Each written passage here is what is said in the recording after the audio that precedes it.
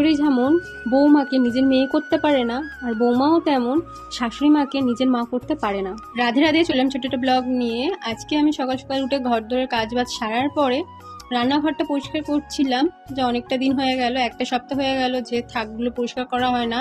তো আজকে একটু পরিষ্কার করে নিয়ে জানেন, আজকে একটু যাবো মামুনিকে নিয়ে ডাক্তার দেখাতে, কারণ মামুনির শরীরটা দুদিন ধরে খারাপ। ওনার দাঁতের যন্ত্রণা হচ্ছে, দাঁতের মাড়ি ফুলেছে, তো তার জন্য মামুনিকে নিয়ে একটু ডেন্টালে যাব দেখাতে। আমাদের বাড়ির কাছে ভাঙড়েই যাব দেখাতে। অনেকেই হয়তো জানেন না যে মামুনি আমার কি, আমি মামুনি মামুনি করে যাচ্ছি। মামুনি হচ্ছে আমার শাশুড়ি মা, আর আমার ওই শাশুড়ি মাকে নিয়ে আমার কোনো অভিযোগ নেই।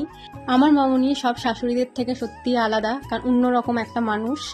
হ্যাঁ, ওনারা বলে না কেন, বলে বকে, কিন্তু আমাদের ভালোর জন্যই বলে। কিন্তু হ্যাঁ, আমার মা যতটা আমার কাছে স্পেশাল, আমার মামুনি আমার কাছে ততটাই স্পেশাল।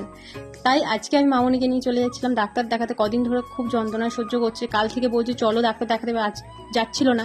তো বড়মশাই বাড়ি নেই, বড়মশাই বললো যাও তুমি মাকে নিয়ে চলে যাও। তা আমি মামুনিকে নিয়ে চলে এসেছি। ডাক্তার দেখানোর পরে ওষুধ নিতে চলে গেছিলাম। এখানে দেখুন কতটা ওষুধ দিয়েছিল, মামুনির দাঁতের গোড়ায় ইনফেকশন হয়ে গেছিলো।